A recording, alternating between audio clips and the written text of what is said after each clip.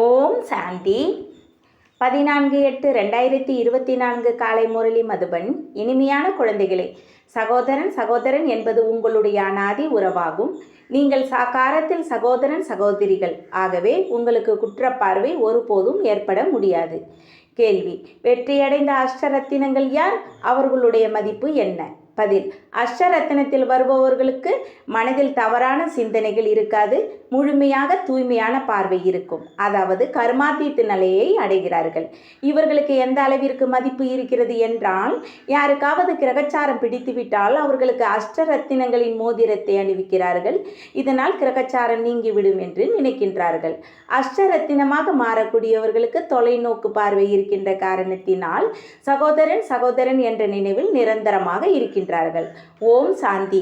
ஆன்மீக குழந்தைகள் அறிந்து இருக்கின்றார்கள். அவர்களின் பெயர் என்ன?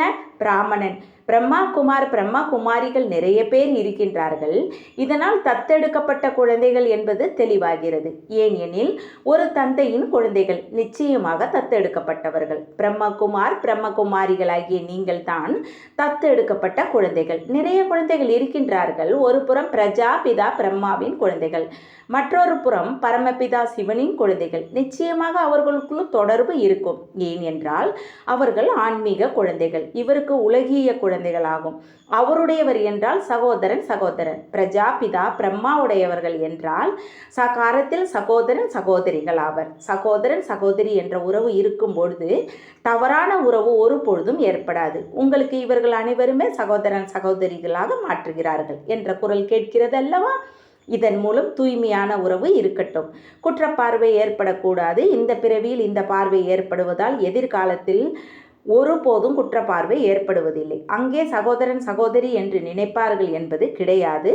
அங்கே மகாராஜா மகாராணி இருப்பதை போன்ற இருக்கின்றார்கள். இப்பொழுது குழந்தைகளாகிய நீங்கள், நாம் புருஷோத்தம சங்கம யுகத்தில் இருக்கிறோம். நாம் அனைவரும் சகோதரன் சகோதரி என்று புரிந்து கொள்கிறீர்கள். பிரஜாபிதா பிரம்மா என்ற பெயர் இருக்கிறதல்லவா? பிரஜாபிதா பிரம்மா எப்போது இருந்தார் என்பது உலகத்தினருக்கு தெரியவில்லை. நீங்கள் இங்கே அமர்ந்திருக்கிறீர்கள். நாம் புருஷோத்தம சங்கம யுகத்தை சார்ந்த PK என்று அறிகிறீர்கள். இப்போது இதை தர்மம் என்று கூற முடியாது. இந்த குலத்தின் ஸ்தாபனை நடந்து கொண்டு இருக்கிறது. நீங்கள் பிராமண குலத்தை சார்ந்தவர்கள். நாங்கள் குமாரிகள். ஒரு பிரஜாபிதா பிரம்மாவின் வாரிசு என உங்களால் கூற முடியும். இது புது விஷயம் அல்லவா? நாங்கள் PK என நீங்கள் கூறலாம். உண்மையில் நாம் அனைவரும் சகோதரர்கள், ஒரு தந்தையின் குழந்தைகள். அவர் தத்தெடுக்கப்பட்டவர் என்று கூற முடியாது.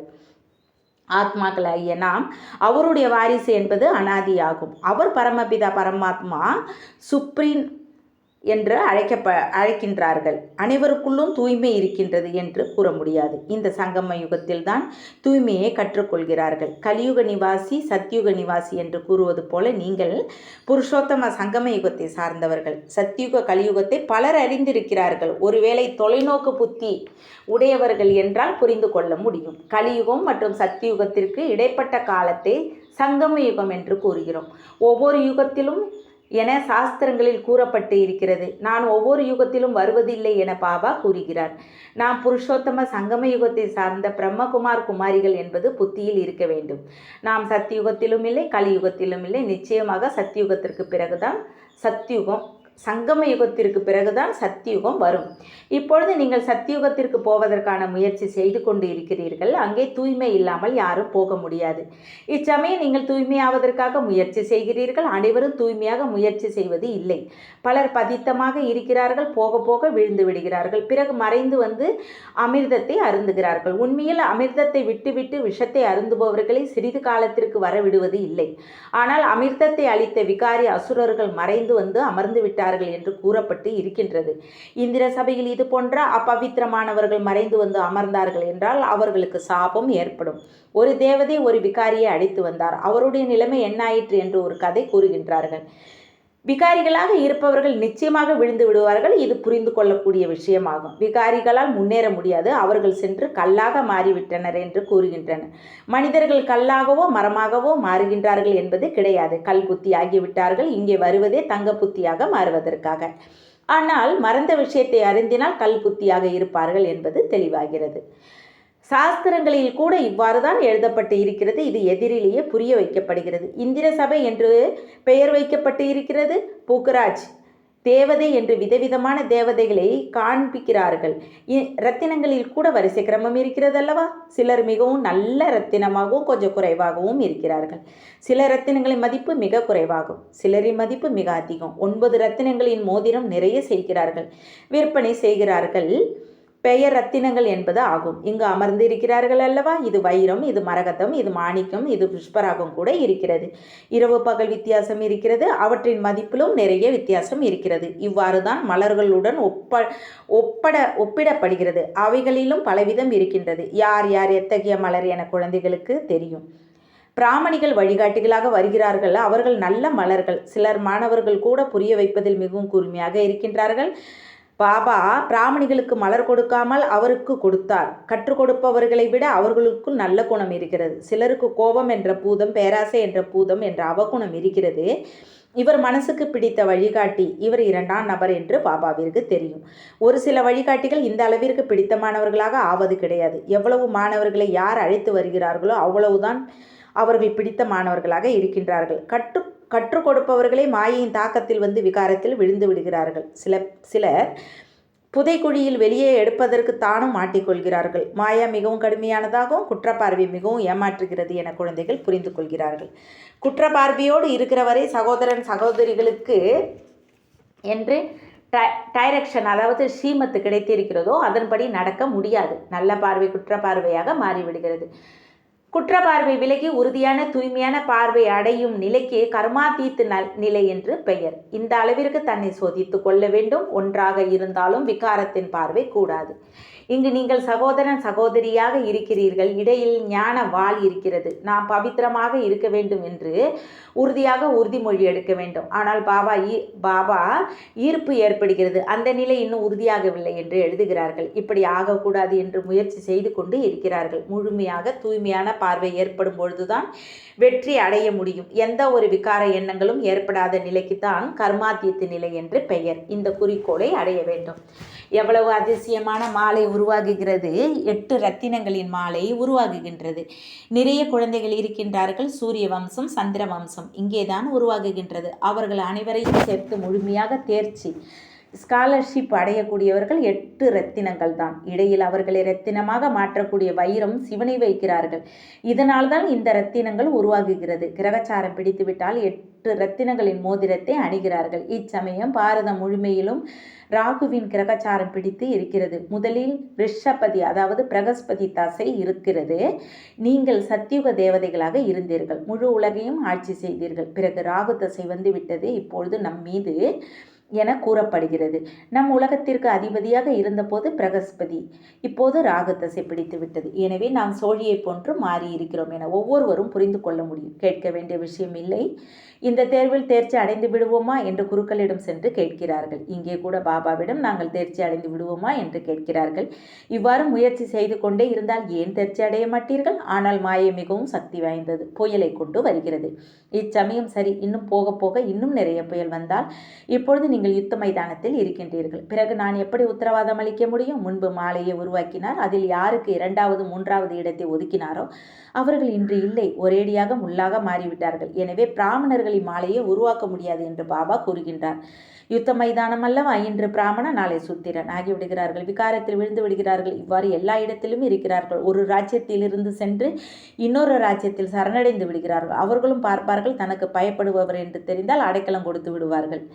இவ்வாறு பல தேச துரோகிகளாகி விமானம் உட்பட எடுத்து சென்று வேறு ராஜ்யத்தில் இருக்கிறார்கள். பிறகு அவர்கள் விமானத்தை திரும்ப கொடுத்து விடுவார்கள். அவனுக்கு அடைக்கலம் கொடுத்து விடுவார்கள். விமானத்திற்கு அடைக்கலம் கொடுப்பது இல்லை, அது அவர்களின் சொத்து. அவர்களின் பொருளை அவர்களுக்கே கொடுத்து விடுவார்கள். மற்றபடி மனிதனுக்கு அடைக்கலம் கொடுக்கின்றார்கள். இப்பொழுது குழந்தைகளாகிய நீங்கள் தந்தையிடம் சரணடைந்துள்ளீர். எங்களுடைய மரியாதையை காப்பாற்றுங்கள் என்று கூறுகின்றீர்கள். என்னை இவர்கள் துயிலூரித்தார்கள், பதித்தமாவதிலிருந்து காப்பாற்றுங்கள் என்று திரௌபதி அழைத்தார். சத்தியுகத்தில் ஒருபோதும் துயில் உரிவது இல்லை. அவர்களுக்கு சம்பூர்ண நிர்விகாரி என்கிறார்கள். சிறிய குழந்தைகள் கூட நிர்விகாரிகளாக இருக்கிறார்கள். இல்லறத்தில் இருந்தாலும் சம்பூர்ண நிர்விகாரிகளாக இருக்கிறார்கள். கணவன் மனைவி ஒன்றாக இருந்தாலும் கூட நிர்விகாரிகளாக இருக்கின்றார்கள். ஆகவேதான் நாங்கள் நரனிலிருந்து நாராயணனாக, நாரியிலிருந்து லட்சுமியாக மாறிக்கொண்டு இருக்கிறோம் என்கிறார்கள். அதுவே நிர்விகாரி உலகம். அங்கே ராவணன் கிடையாது.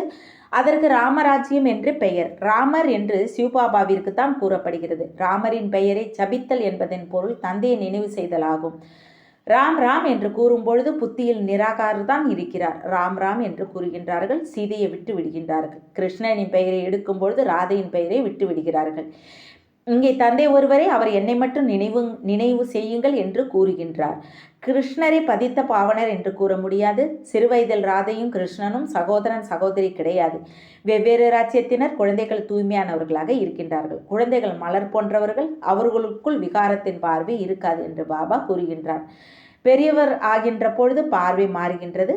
ஆகவே குழந்தையையும் மகாத்மாவையும் சமம் என்கிறார்கள். அதாவது குழந்தை மகாத்மாவை விட உயர்ந்தவர். மகாத்மாவிற்கு நாம் விகாரத்தினால் பிறந்திருக்கிறோம் என்று தெரியும். குழந்தைக்கு அதுவும் தெரியாது. குழந்தை அப்பாவினுடையவர் ஆனதும் சொத்து கிடைக்கின்றது. நீங்கள் உலக ராஜ்யத்தின் அதிபதி ஆகின்றீர்கள். நீங்கள் உலகத்திற்கு அதிபதியாக இருந்தீர்கள் என்பது நேற்றைய விஷயம். இப்பொழுது மீண்டும் மாறிக்கொண்டே இருக்கின்றீர்கள். இவ்வளவு பிராப்தி கிடைக்கின்றது. எனவே கணவன் மனைவி சகோதரன் சகோதரியாக தூய்மையாக இருப்பது என்ன பெரிய விஷயம்? சிறிதாவது முயற்சி செய்ய வேண்டுமல்லவா? வரிசை கிரமத்தில் முயற்சிக்கு ஏற்ப பிரகஸ்பதி தசையில் செல்கிறீர்கள். சொர்க்கத்திற்கு செல்கிறீர்கள். பிறகு படிப்பிற்கு ஏற்ப சிலர் உயர்ந்த பதவி பெறுகிறார்கள், சிலர் மத்தியமான பதவி அடைகிறார்கள், சிலர் மலராகின்றார்கள், சிலர் என்னவோ ஆகிறார்கள். தோட்டம் அல்லவா? பிறகு பதவியும் அவ்வாறே பெறுகிறார்கள். இவ்வாறு மலராவதற்கு மிகவும் முயற்சி செய்ய வேண்டும். ஆகையால் குழந்தைகளுக்கு காண்பிப்பதற்காக பாபா பல மலர்களை எடுத்து வருகின்றார். தோட்டத்தில் பல்வேறு விதமான மலர்கள் இருக்கின்றது. சத்தியுகம் என்பது மலர் தோட்டம். இது முள்காடாகும். இப்பொழுது நீங்கள் முள்ளிலிருந்து மலராவதற்கான முயற்சி செய்கிறீர்கள். ஒவ்வொருவரும் முள் போன்று குத்துவதிலிருந்து தப்பிக்க முயற்சி செய்கின்றனர். யார் எவ்வளவு முயற்சி செய்கின்றனரோ அவ்வளவு வெற்றியை அடைகின்றார்கள். காமத்தை வெல்வதால் தான் உலகத்தை வெல்ல முடியும் என்பது முக்கியமான விஷயம். இது குழந்தைகளுக்குத்தான் தெரியும். இளைஞர்கள் மிகவும் அதிகமாக முயற்சி செய்ய வேண்டும். வயதானவர்கள் சற்று குறைவு. வான்பிரஸ்த நிலை அடைந்தவர்களுக்கு இன்னும் குறைவு. குழந்தைகளுக்கு மிகவும் குறைவு. நமக்கு உலகத்தின் ராஜ்யத்தில் சொத்து கிடைக்கிறது. அதற்காக இந்த ஒரு பிறவி தூய்மையாக இருந்தால் என்ன என்று அறிகிறார்கள். அவர்களுக்கு பால பிரம்மச்சாரி என்று பொருள். கடைசி வரை தூய்மையாக இருக்கின்றார்கள். தூய்மையாக மாறக்கூடியவர்களுக்கு பாபாவின் ஈர்ப்பு ஏற்படுகின்றது. குழந்தைகளுக்கு சிறு வயதிலேயே ஞானம் உடைத்து விட்டால் தப்பித்துக் கொள்ளலாம். சிறிய குழந்தைகள் தூய்மையாக இருப்பார்கள். பிறகு வெளியே பள்ளிக்கூடத்திற்கு செல்லும் பொழுது அந்த சங்கத்தின் தாக்கம் ஏற்படுகின்றது. நல்ல சங்கத்தில் இருந்தால் பிரகாசிப்பார்கள், தீய சங்கத்தில் இருந்தால் மூழ்கி போவார்கள். நான் உங்களை சிவாலயத்திற்கு அழைத்து செல்கின்றேன் என்று பாபா கூறுகிறார். சத்யுகம் என்பது முற்றிலும் புதிய உலகம். மிகவும் குறைவான மனிதர்களே அங்கு இருப்பார்கள். பிறகு வளர்ச்சி அடைகிறது. அங்கே மிக சில தேவதைகளே இருக்கின்றார்கள். எனவே புதிய உலகத்திற்கு செல்ல முயற்சி செய்ய வேண்டும். நல்லது. இனிமேலும் இனிமையான காணாமல் போய் கண்டெடுக்கப்பட்ட செல்லமான குழந்தைகளுக்கு தாய் தந்தையான பாப் தாதாவின் அன்பு நினைவுகள் மற்றும் காலை வணக்கம். ஆன்மீக குழந்தைகளுக்கு ஆன்மீக தந்தை நமஸ்தே. ஆன்மீக தந்தைக்கு ஆன்மீக குழந்தைகளின் அன்பு நினைவுகள் மற்றும் நமஸ்தே. தாரணைக்கான முக்கிய சாரம் 1. பாபாவின் மனதிற்கு பிடித்தவராவதற்கான குணவானாக வேண்டும். நல்ல நல்ல குணங்களை கடைபிடித்து மலர் போல ஆக வேண்டும். அவகுணங்களை நீக்க வேண்டும். யாரையும் முள் போன்று குத்தக்கூடாது. 2. முழுமையாக முயற்சி அடைவதோடு ஸ்காலர்ஷிப்பையும் பெற வேண்டுமெனில் எதுவும் நினைவில் வராத அளவிற்கு முழுமையான தூய்மையான பார்வை வரும் அளவிற்கு மனநிலையை உருவாக்க வேண்டும். எப்பொழுதும் குரு பார்வை உடையவராக இருக்க வேண்டும். வரதானம்: பிராண வாழ்க்கையில் அனைத்து கஜானாக்களையும் பயனுள்ளதாக்கி சதா பிராப்திகள் நிரம்பியவராகக்கூடிய திருப்தியின் மணி ஆகுக. பிராமண வாழ்க்கையில அனைத்தையும் விட பெரியதிலும் பெரிய கஜானா திருப்தியாக இருப்பது. எங்கே அனைத்து பிராப்திகளும் உள்ளனவோ அங்கே திருப்தி இருக்கும். எங்கே திருப்தி உள்ளதோ அங்கே அனைத்தும் இருக்கும். யார் திருப்தி ரத்தினமாக இருக்கிறார்களோ அவர்கள் சர்வ பிராப்தி சுரூபமாக இருக்கிறார்கள். அவர்களது பாடல்: எதையெல்லாம் அடைய வேண்டுமோ அதையெல்லாம் அடைந்து விட்டேன். அதுபோல் சர்வ பிராப்தி சுரூபம் ஆவதற்கான விதி கிடைத்துள்ள சர்வ கஜானாக்களை பயன்படுத்துவது ஆகும். ஏனென்றால் எவ்வளவு பயன் உள்ளதாக ஆக்குகிறீர்களோ அந்த அளவு கஜானாக்கள் அதிகரித்து கொண்டே செல்லும். ஸ்லோகன்: யார் சதா நல்ல தன்மை அதாவது சிறப்புகள் என்ற முத்துக்களை தேர்ந்து எடுக்கிறார்களோ, அவகுணங்களாகிய கூழாங்கற்களை தேர்ந்து எடுப்பது இல்லையோ அவர்கள்தான் புனித அன்னப்பறவை என்று அழைக்கப்படுவார்கள். ஓம் சாந்தி. தேங்க்ஸ் பாபா.